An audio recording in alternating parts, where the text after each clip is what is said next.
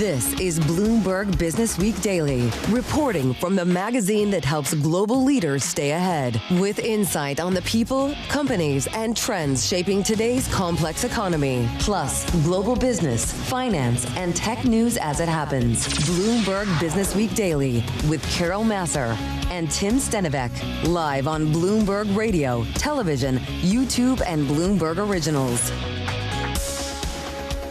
Yes, indeed, everybody. A very good afternoon on this busy Wednesday. Carol Massar, Tim Stenovec. Nope, we're not at Bloomberg headquarters. We're just a few blocks away. We're here at the plaza at the Bloomberg Global Business Forum. And what's great about this event, it always takes, or it always happens, I should say, alongside the UN General Assembly. So there's world leaders in town. They're talking about the top issues. They come here to have some really high-level discussions. Yeah, the event brings together heads of state and business leaders to address the world's most urgent challenges and opportunities. And already we've heard from some of these leaders. Bill Gates taking the stage a little earlier. Ruth Porat from Alphabet. Jane Goodall was here. NBA Commissioner Adam Silver. Brookfield's Bruce Flatt. And many, many more. All right, so we're going to highlight some of those conversations and some of the folks that are here at the event. Coming up, Chris Nicholas, he's president and CEO of Sam's Club. We're going to talk about global consumers. We're going to talk about tariffs, supply chains. We're going to talk about their expansion plans. So looking forward to a conversation with him in just a moment. Maybe we'll talk a little bit about AI with him, too. Yeah, we definitely will. We're also talking AI with the head of strategic partnerships, global affairs at OpenAI. Also talking about that big NVIDIA investment. That's up ahead in the next hour. That's a partnership. That is a partnership, yeah. To the tune of $100 billion. Yeah, massive. Also with us is Ambroise Fayolle, Vice President of the European Investment Bank, on funding climate change initiatives against what is, I think safe to say, a hostile backdrop. So we're going to get into all of that in just a moment. First up, though, feels like a day where we're taking a little bit of a breather on Wall Street. Let's toss it back to Bloomberg headquarters here in New York City and Detroit. Hi, thank you very much. Holding down the fort, and indeed, absolutely right about that. Taking a breather, Carol Massar. We have got the Dow, the S&P, NASDAQ. We're all in the red right now. S&P down 26, retreating from a record 66.31 where we stand. Down now by about 0.2%. Dow Industrials down 0.3%. S&P, by the way, off session lows, but still down. We've got NASDAQ down 0.5%. The NASDAQ 100 index down 0.5%. The Bloomberg Mag 7 index had been positive very, very briefly. Right now it is down by under 0.1%. Your 10-year currently yielding 4.13% with a 2-year, 3.59%. Gold down $30 the ounce, 37.33, down 0.8%. And West Texas Intermediate crude oil now rallying by 2.4%, 64.93 a barrel.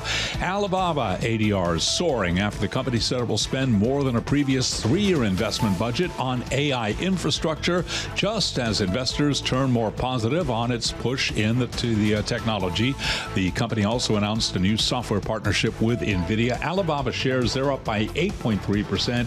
NVIDIA down now by 0.8%. Again, recapping here, S&P down 26, drop there of 0.4%. For on-demand news, 24 hours a day, subscribe to Bloomberg News Now wherever you get your podcast. I'm Charlie Pelleton. That is a Bloomberg Business Flash. All right, Charlie, thank you so much. Carol Massar, Tim Stenovec, live here at the Bloomberg Global Business Forum at the Plaza in New York City. Well, if you want to know what global consumers are up to or what massive global companies are really thinking about when it comes to the macro environment, what are their priorities, then keeping an eye on Walmart is definitely a must-do. It is the world's largest retailer. It was among the retailers that recently raised their forecast. That happened over the summer. And a member of the company's C-suite is joining us, Tim, right here at the forum. Yeah, here at the Bloomberg Global Business Forum, pleased to have Chris Nicholas with us, president and CEO of Sam's Club. It is Walmart's membership-only retail warehouse club, mostly with clubs here in the U.S., but also overseas clubs in Mexico, China, and Brazil. Former COO of Walmart U.S., previously CFO across Walmart U.S. and Walmart International. Welcome. Which means you've seen everything. I've tried. How are you? I'm doing great. Really excited to be here. How are we doing? And by we, I mean the American consumer. You've got such a great view on what happens across the country. How are we doing? Yeah, I mean, what we're seeing at Sam's Club is consumers that are consistent and rational. I've been in retail for more than 30 years now, and I've never known a time when people don't love great items at great prices. And as long as you're giving people that, we're finding consumers really, rational and consistent. What is their behavior, though, right Yeah. now? Because that's something Carol and I were talking a lot about today. And, the whole idea of, are they buying what they typically buy? Are they buying what they buy at a certain point in an economic cycle? Are they trading up? Are they trading down? What are they doing in your stores? Yeah, it's interesting. Consistent would be the word I'd use. People are still buying general merchandise from us. I mean, we talked in our last quarter results about general merchandise sales having another quarter of positive comp. But what's really interesting within that is that the units are moving faster than the items, which means that, we're still giving them great value. And I think people are really moving to appreciate when they're getting good value. The club warehouse model is made for times like these, I would say. It's a good time to be in the club model.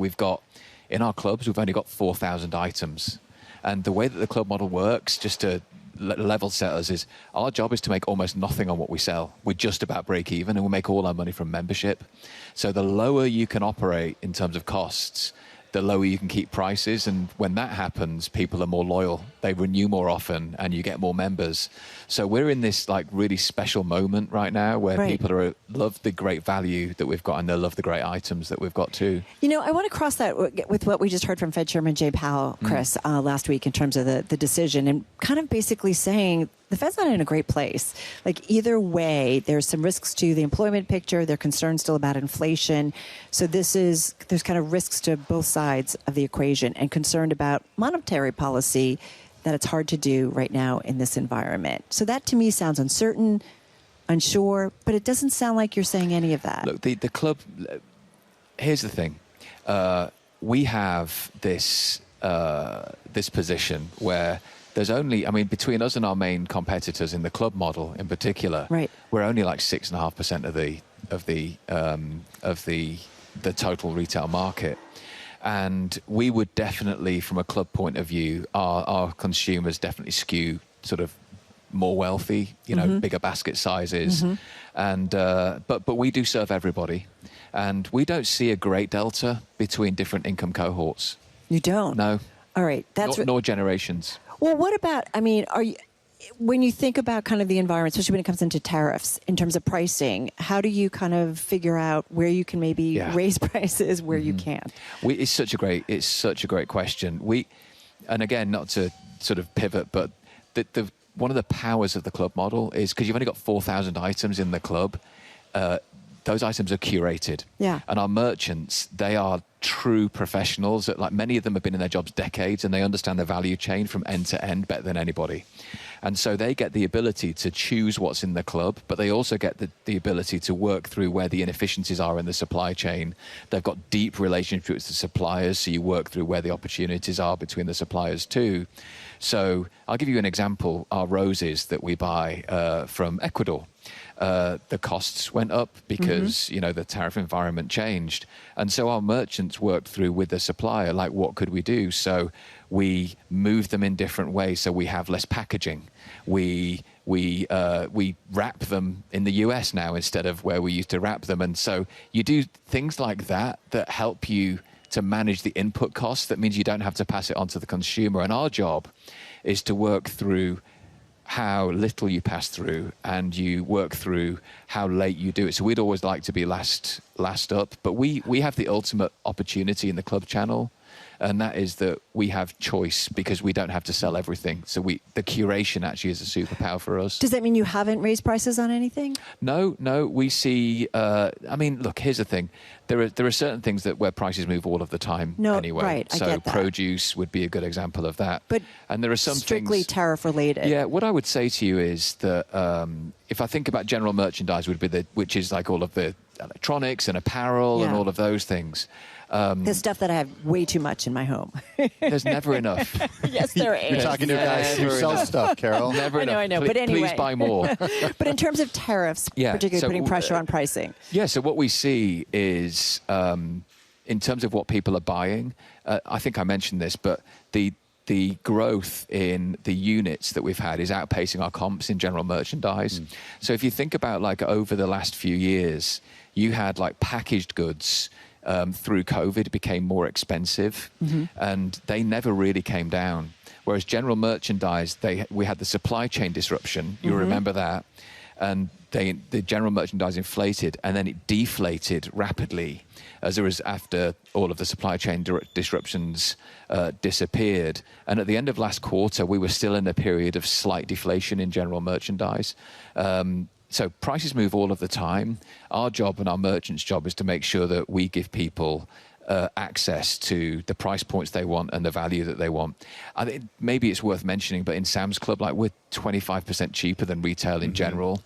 So as we resist putting prices up, because that's in our DNA, we're always going to be more price competitive than everybody else. So then you haven't raised any prices related to tariffs? We will be the last people to put prices up, and some prices have gone up, but in the mix, I'm telling you, so for sure, I mean, we have input price changes in some items, and some's come through already and some is still to come through. But I would tell you that, like, our job is not to lead with putting prices up, and all of our sales growth in Sam's Club is through unit growth, not inflation. Okay, cool. I'm wondering what you're hearing from your team who's out there talking to the producers, the American producers of things we grow, produce, beef as well. We had a Bloomberg News story last week about farmers and the toll that the Trump administration policies are taking on farmers right now. And immigration, just one of them. Tariffs on soybeans are another one as a result of less interest from China and Chinese buyers. What are you hearing, though, on the immigration front? Because in some cases, 40% of migrant workers are from outside. 40% of farm workers, rather, are migrant workers. So they're coming from outside the U.S., and that's a challenge for farmers to actually find those employees right now. What are you hearing from them? Yeah, I don't have anything to add or to offer on that topic. I would tell you that we have brilliant farmer partners. We understand the value chains really well. And we have no in-stock issues or cost price issues. So have they raised prices at all on American produce? You'd have to ask somebody else about the through line on, like, employment and price increases. I think you probably speak to lots of people that are better informed than I am. What about from produce that comes outside of the United States? I mean, we can't do everything here. We can't grow bananas. We can't grow avocados. Avocados, Tomatoes, when they're out of season, come from outside of the U.S. Yeah. What does that look like? Yeah, I mean, what does what look like? The increase in costs associated with tariffs, because those will be, or those are tariffed already. I mean, beef that comes from Brazil, 40% tariffs, for example. Yeah, I mean, we definitely over-index on U.S. beef. The vast majority of what we buy is U.S., the vast majority. And so, but we have choices about where we buy from. This is the benefit of being this curated, limited assortment retailer, is that we get the choices to buy from the places which give the consumers great value and great quality, which we're never going to relent on. But, we buy items, we buy avocados, as you said, from abroad, and many other items, tomatoes when it's out of season. And the quality and the value, we'll never relent on the quality. But if the input costs increase, then the input costs will increase. But in produce, there are so many variables, produce and beef. Right. I mean, there are so many variables that pushes the costs down as well as up. So I think it's a super complex situation, and I think that our farmers are some of the best in the world, and I think that our merchants know how to work with the farmers. The best thing you can do for those farmers is to give them great forecasts, allow them to grow to those forecasts, and give them good prices that allow them to run sustainable business models, and we do a really good job of that. Chris, you guys in retail, I'm sure we're, even late to talk about the holiday season and the upcoming holiday season. When you think about assortment and what you want to have in inventory for consumers, how's it looking for this year? Is it going to be a lot different from last year? Are the supply chains all there to get what you need and what you want for your consumers? Yeah, that's not an issue. We don't see any issues with supply chain management in that way. Sam's Club in particular, we get really early. So you go to a Sam's Club now, which hopefully, please do. You'll see it's full of Christmas. I know. It drives me a little crazy. Yeah. I mean, I understand. Why is it so early? I mean, Halloween hasn't even happened. Yeah. Well, in the club channel, people like to be prepared. I know. Yeah. So we get into a season early and then we exit early. And that's kind of scarcity is part of the value that we create. And so we're not worried about it from a Sam's Club point of view. But the thing I would say is that, like, people just love to celebrate. They love to buy. They love the seasons. And so I think you'll find that certainly at Sam's Club, people, whether it's the general merchandise they buy pre-Thanksgiving and Christmas or the food that they buy for the season, as long as you're giving them great value, they're going to come to you. And people will find a way to celebrate. One of the things we love about the Global Business Forum is we tackle everything: climate change, workforce, employment, economics, politics. As a leader who's been at a company for a long time, and I'm sure looking at everything that's going on, what's top of mind for you? And an environment where there's pushback against certain initiatives, there's a lot of political things going on, geopolitics. I'm just curious. In running what you guys do, and I know you're kind of a well-oiled machine in many ways, but I'm just curious. Yeah, I think, in an environment of change, and by the way, change is a constant, and you've got to love it. Then I've always found that the best thing to do is to focus on what you can control. And what you can control is the culture you create as a business, how you work with and treat your customers and your members, the experiences that you create. A great example is the e-commerce business. We've just launched express delivery from our clubs, and people love it, and they're opting in. Does the price change with delivery? No, we have price parity. We have price parity. So others don't. We do. So we have price parity between clubs and online. We think that's really important from a trust point of view. And people are thanking us for it. Our delivery from club, food and non-food, is growing at triple digits right now. Wow. So I think focus on what you can control. Start with being great people. Start with being a great business. Look after your associates so they can look after our members. And then, that generally will lead to the right outcomes. So on that, we'll hear from one of your big competitors tomorrow. Costco reports earnings tomorrow. How do you make sure that people join Sam's Club and not Costco? Yeah, look, Costco is a great competitor. We think that we're great too, and we're doing a lot of good things. What I would tell you is this. Because you have an aggressive plan in terms of expansion. Yeah, we're excited about it. I know. Yeah, we're really excited about that plan. Actually, the club channel in general is a relatively small channel. There's huge upside for the whole of the club channel. And I would tell you this: good competition makes you better. And I've never been afraid of good competition. What about AI? And how you guys are working? Are you afraid of AI? AI. AI is a big topic everywhere now, isn't it? Here's the thing: we're excited about AI as a company, and I am personally too. I think this idea of are you guys using it a lot? A lot. We've been using it for a long time, honestly. But the generative AI and then the agentic AI that's coming through too is really exciting. It's exciting for our members and for our associates. What we do, we pivot to growth. How does this help us move faster, do more for our associates and our members? How do we find different routes to market? So that's exciting. Of course, we also look at how do you find opportunities to take time out of product launches and all of those kind of things so that you're a better business.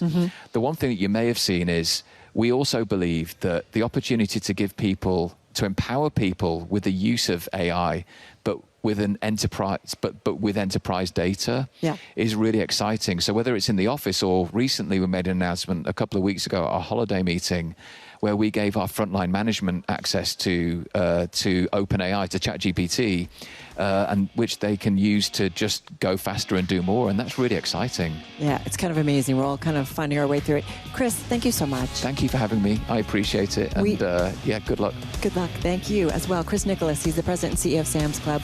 We just talked a little bit about AI with Chris. We're going to continue that when we check with the head of strategic partnerships, global affairs at OpenAI. Yeah, we'll talk a little AI. That's coming up next. This is Bloomberg.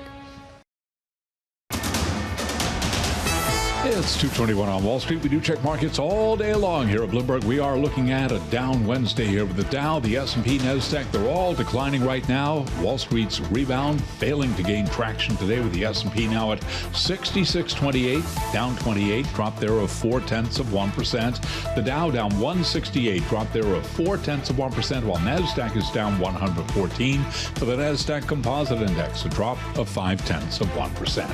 10-year at 4.14% with the 2-year, 3.59%. Gold is down $36 the ounce at $37.27 for the precious metal, a drop of 1%. West Texas Intermediate crude up 2.4%. WTI 64.93 a barrel.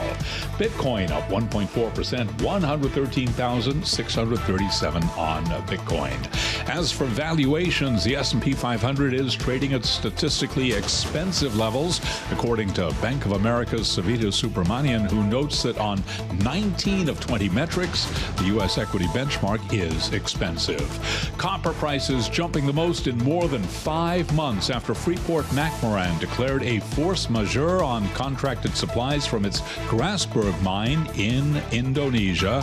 There was an accident there that killed 2 workers. Right now we have got copper surging 3.6%. Freeport-McMoRan down 15.2%. Other miners, though, higher. ADRs of Glencore up 2.6%. Tech Resources up by 5.5%.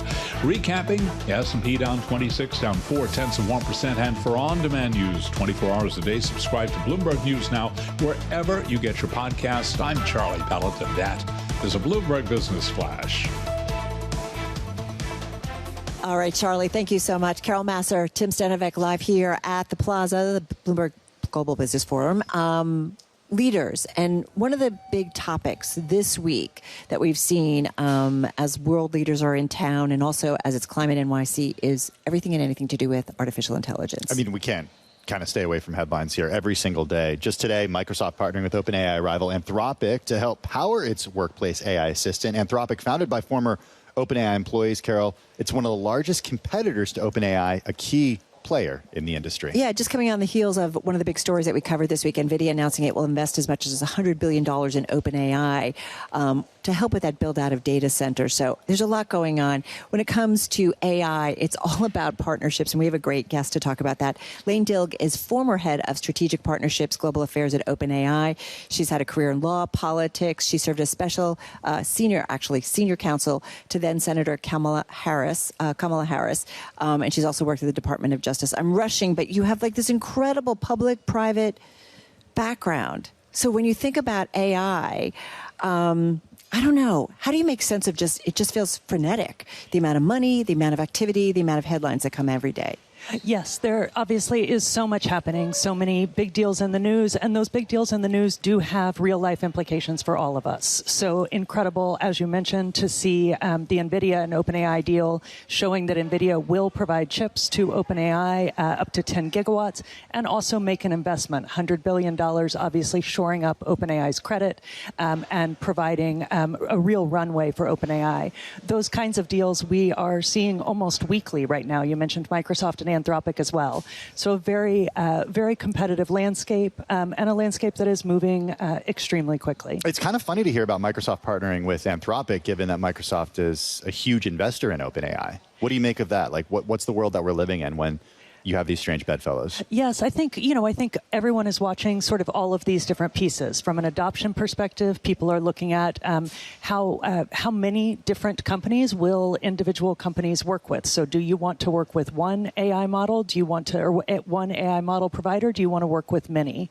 Microsoft also has in-house AI. Yeah. They have the partnership with OpenAI, and now you see them with Anthropic. Well, can you... We've had some folks come on our program and say, okay, there's been so much funding, there's been so much money chasing these companies. There are also those people who say, we're kind of just going to wait until the dust settles because we think there could be this commodity issue when it comes to LLMs. What separates one LLM from another? What separates Claude from ChatGPT? And I fully... We're asking somebody who was at OpenAI. So yes, that's where this question is coming from. A great question, though, because obviously now I use all of them to try to stay up to date on where everyone is. And I also speak with the different companies about sort of what their trajectory will be going forward. I do think the models are somewhat different just for users. They provide responses a little bit differently. They're friendly in different ways. They're useful in different ways. And so there's some personal preference. I do think that we will start to see differentiation innovation in areas like material science, chemistry, biology, as people really move into these more specific domains where different model providers lean in, who they work with and how, will become important in terms of what you can do to solve problems with the technology. I think the other piece, as you see with the NVIDIA OpenAI deal, we often say infrastructure is destiny. It is true that there is also this massive race for compute, and that is because to continue the research and development, to continue to make the progress, you need compute, and compute requires a lot of energy. So we don't know yet whether there will be differentiation there or not, but everyone racing to make sure they have the compute they need to continue development. Wayne, you run your own advisory firm, and you're dealing with kind of innovation and partnerships, right, and working with other companies. But I want to go back to what Tim said. I mean, I think there was, when the NVIDIA deal came out, that there was concerns that it was a sign of a bubble, that it's NVIDIA partnering with OpenAI. Obviously, it's the company, ChatGPT, so identified when it comes to AI at this point, but this idea that NVIDIA needs a marketplace to keep buying its chips.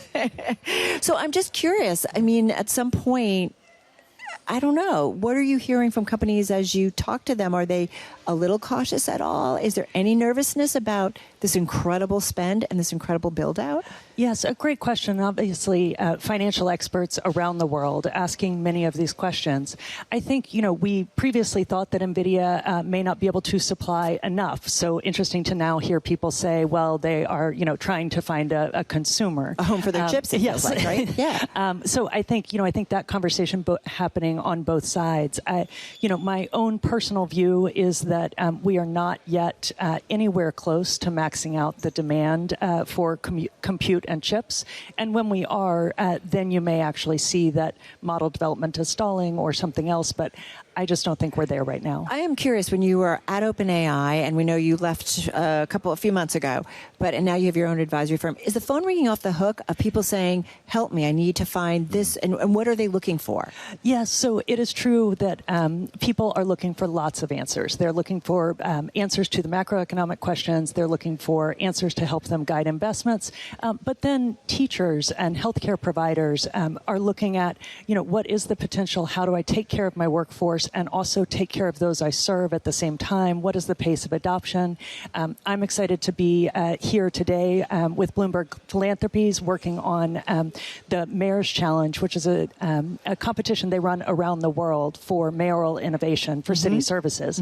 And so many people in that space saying, where are the opportunities for innovation? And we're seeing such interesting proposals there as well. I just want to say, I actually had a meeting with a giant company. I'm not going to say who it was. And we've heard of them. Everybody's heard of them. But it was like we were talking about, they were asking me about how I'm using AI. I was asking them, and it's like we're all kind of fumbling our way through. And we have courses that have come up at Bloomberg to kind of help us figure our way through. This company, they're just kind of like somebody figures something out and they do a kind of a show and tell, but it's interesting how we're trying to find our way through this. Yes, I've heard two CEOs at the Frontier Labs really say the pace of scientific progress on the AI side is much faster than the pace of implementation and adoption. It's hard. These are large institutions with lots of people. You have to actually figure out what is the right way for your company, for your school, for your business, and that takes some time. I use ChatGPT all the time personally. I use it at work too. We have the paid version at work, but I have the free version on my phone. And when it tells me I can't use it anymore, I just go over and use Claude. How do you prevent that? How do you get me to pay for it? How do you monetize all the free users when so much compute is being used? Yeah, I think, same with any product in a certain way. You want yours to be the go-to. You want yours to be the most useful, the one that you turn to solve the problems that are most important to you. And I think that companies are competing in that, and we'll see fits and starts. But you get accustomed to one product or another. So, will we be paying for it? Well, I mean... Or is there going to be advertising? Yeah.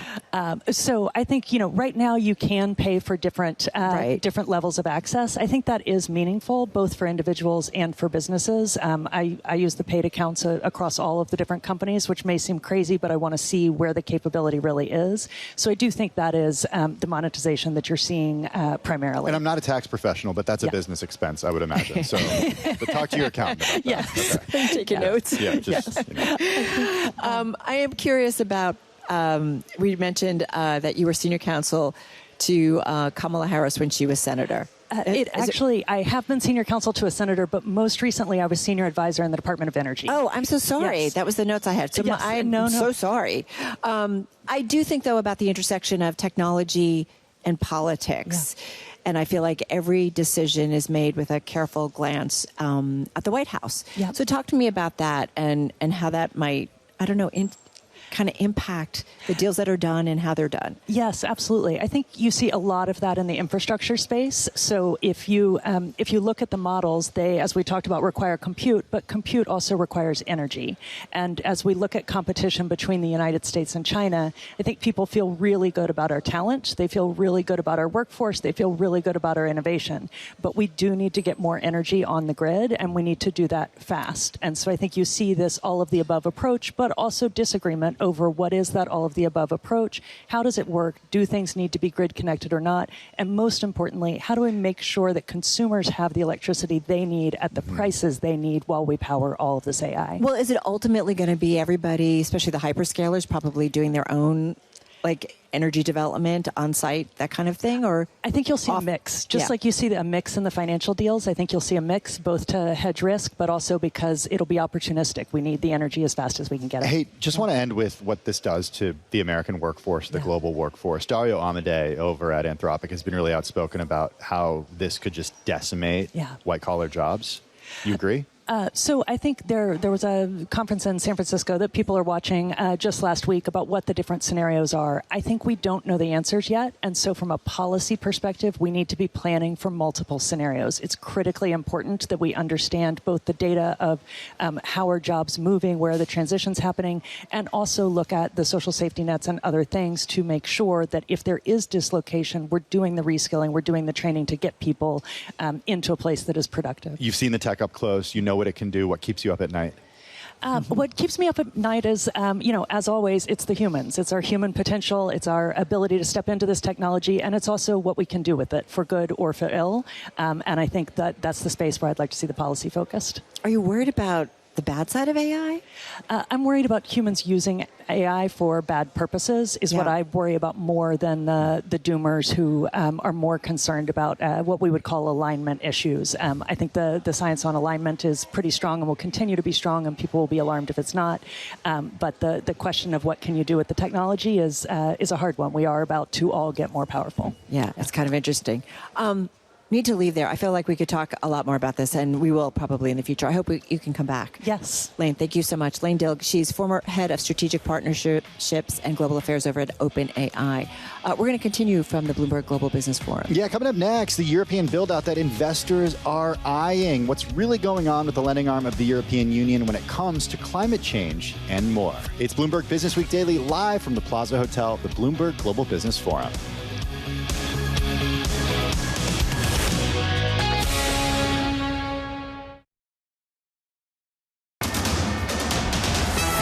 It's 2:40 on Wall Street. We do check markets all day long here at Bloomberg. We are looking at a down day here with the Dow, the S&P, NASDAQ. They are all in the red right now. 22-point drop on the S&P 500 index, retreating from a record now at 66.34, down by 0.3%.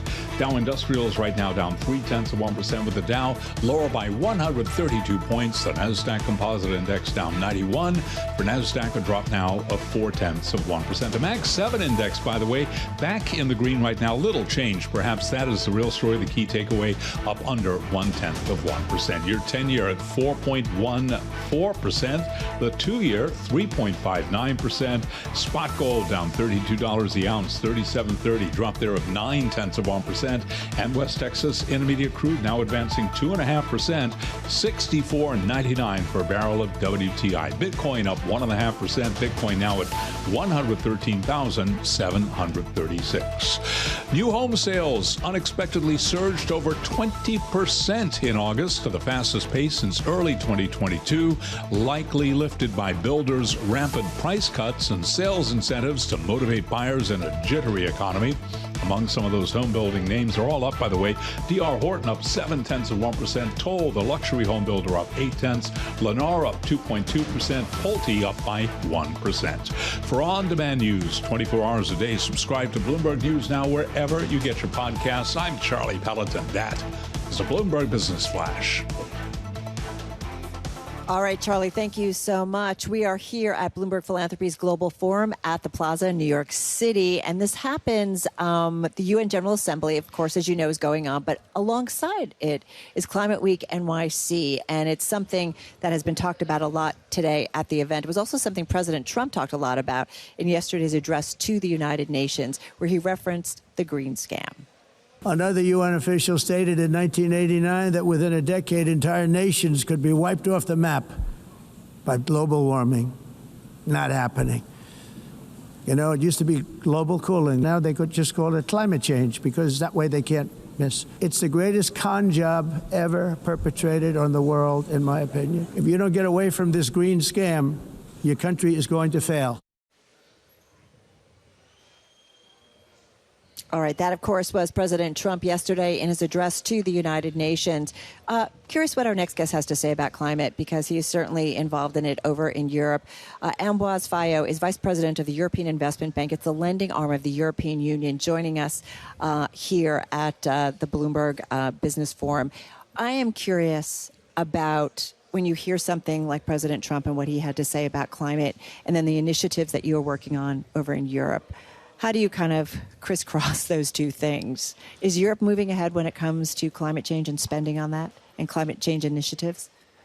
Well, let me tell you first, thanks for the invitation. You're welcome. Thank you for coming here. And let me tell you what EIB is. EIB is the Bank of the European Union. Mm-hmm. So we have been, we are a public bank. Our shareholders are member states of the European Union. And we lend for long-term projects that are European projects. And as you know, one of the big projects of the European Union is climate neutrality by 2050. Right. And we have put in place, to support this objective, a policy that is our climate strategy that has a few targets, including having more than 50% of what we do in climate and environment. And this is a target that we have reached. We are actually closer to 60% today. We are lending around 100 billion euros per year. So it's a big thing for us in terms of financing for renewable energy projects, energy efficiency, clean transportation, innovation in climate. And our goal is to continue and stay the course, because we think this is also something that is good for maintaining competitiveness in Europe. And we are going to present to our board next week our climate strategy for the next 5 years that will basically continue the pace that we have chosen since 5 years and link that to the competitiveness of the European Union. So even with a narrative in some parts of the world that are maybe pushing back against climate change and green initiatives, sustainable initiatives, nothing's changed for you guys. No, for us, nothing changes in terms of the path and the objective. And what we try also to do is to listen to what our stakeholders tell us. Right. And for example, some of the SMEs tell us that the reporting obligations are very, very complicated. Mm-hmm. So these kind of things that we are going to try also to address in our strategy. But the key objectives, we are going to keep them. Can you expand on the idea of competitive advantage a little more? Because here in the United States, as the president, you just heard him say yesterday, he said, if you don't get away from this green scam, your country is going to fail. He essentially thinks that it's a waste of money to actually invest in green initiatives or do sustainable development. That's my takeaway. What's the competitive advantage that you believe the European Union has if it invests in this way? I would say there are two things. And when you look at energy, we have invested 31 billion euros in 24 in energy projects. 31 billion euros is a lot of money. In offshore wind farms, in grids, in a lot of also solar and nuclear, and then the number of projects that are related to energy. The things that we see is, one, that actually the competitiveness of the cost of energy is going down for many of these renewable energies. Mm-hmm. And it's becoming competitive. And the second thing is when you look at energy, you also need to look at your independence. And what we have learned since 22, and that's why we have sped up actually the implementation of our energy projects, is that if you want to be independent from Russia, you need to have more and more energy independence. Energy independence for a continent that has little energy itself means renewable energy and other kind of energies. How are you thinking about, and I know the war, of course, between Russia and Ukraine is not over still, but thinking about what might need to be done in terms of helping Ukraine going forward, the financing demands and needs that will be to build back all that's been destroyed? Yeah, well, actually, it is absolutely clear that the needs are huge in Ukraine. And from the beginning of the war, we have been supporting Ukraine. Actually, even the week after the war, we have, redone some of our loans to be able to send some financing to the Ukrainian government. Since the beginning of the war, we have financed 4 billion euros of projects in Ukraine, and that is mostly in projects that have, reconstruction of hospital, working with municipalities, train capabilities, etc. And actually, we have just opened a new line in Ukraine that where the tracks of the trains will be the same as in Europe. It wasn't the case before. You had between Ukraine and Slovakia, in this case, you had to change trains at the border. Now you don't. So have as you anymore. rebuild, you do it. Yeah, exactly, and more smartly. And this is also on the way for accession of Ukraine to the European Union. And we have done something that is not necessarily consistent with our climate strategy, but that we have done for Ukraine. We have just approved a loan that is going to allow Ukraine to finance its gas storage for the winter, because that's an emergency. We only have about 30 seconds left, but you're here meeting with leaders from all over the world. If there's a message that you have for American leaders and what you want from American leaders right now, what is it?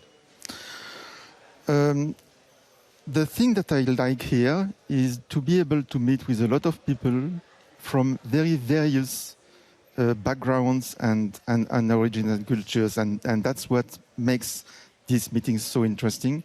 I mean, the transatlantic relationship is so important that we need to do everything to make us as good partners as possible. Do you feel like that? Do you feel that? Yes. Okay, good. Thank you so much for finding time for us. We really appreciate it. Ambroise Fayolle, Vice President of the European Investment Bank, joining us right here at the Plaza. Of course, the Bloomberg Philanthropies Global Forum, and we've got more to come. When we get back, though, we're going to do a little check on trading for you guys and some stocks on the move, so do not go anywhere. This is Bloomberg Businessweek Daily.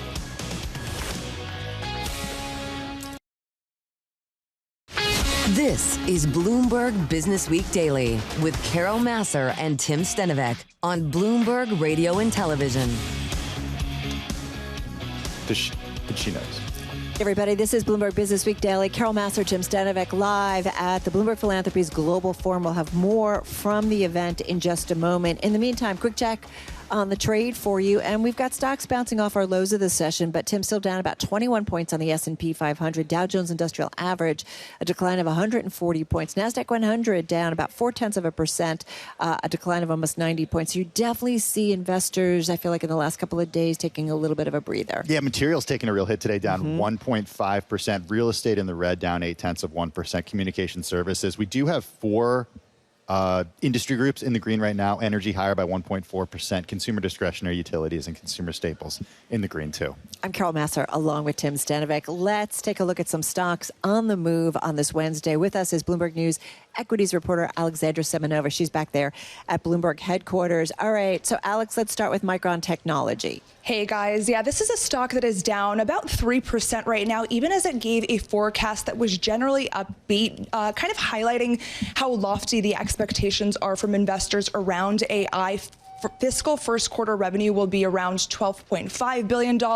That's above what Wall Street expected. The average was $11.9 billion, but some estimates went as high as $13 billion. Micron stock has, of course, doubled this year, rising at a faster pace than some of its peers, reflecting all the AI-fueled optimism. Strong results from Oracle and Broadcom also added to this frenzy and, of course, raised the bar for Micron. The stock, obviously is down even despite a generally good earnings report. CFRA research analyst said that Broadcom and Oracle results and also a slew of bullish sell-side reviews had raised the bar so high that everyone was preparing for a Micron blowout, rather.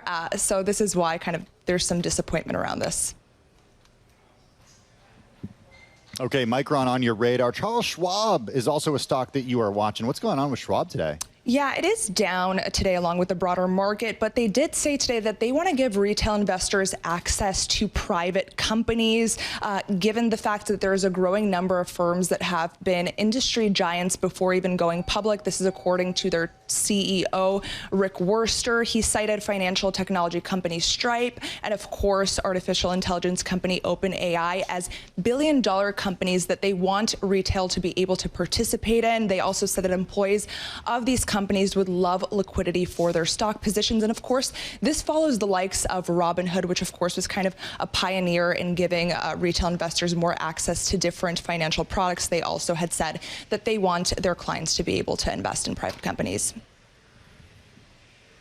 I mean, Alex, you know this more than anybody, right? It's like everybody. It's all about private markets, and in particular, I feel like private credit, that even on the retail level now, everybody's kind of clamoring to figure out how to get it to their clients. Yeah, absolutely. And I guess this is just a sign of the times, given all the euphoria. When you've had such a run-up in the public markets, it's no surprise that, investors and those offering financial products are trying to find a way to have their clients get into other asset classes as well, given the interest in private companies.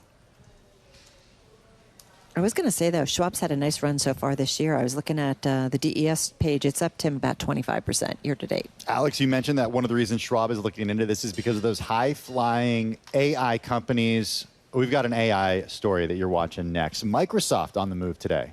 Yeah, it is. So it is going to start using artificial intelligence models from Anthropic to help power its workplace AI stations. Business users of Microsoft's Copilot branded AI assistant will also be able to use this feature in addition to OpenAI, which they were using previously. Apparently, they'll be able to toggle between the two surfaces. Microsoft has taken kind of a leading position in commercializing AI for the workplace, largely thanks to that partnership with OpenAI, the startup, of course, behind ChatGPT. And it's interesting because Anthropic was founded by a former AI employee. And it also has been one of the largest competitors to OpenAI. So really interesting to see them also take this service on.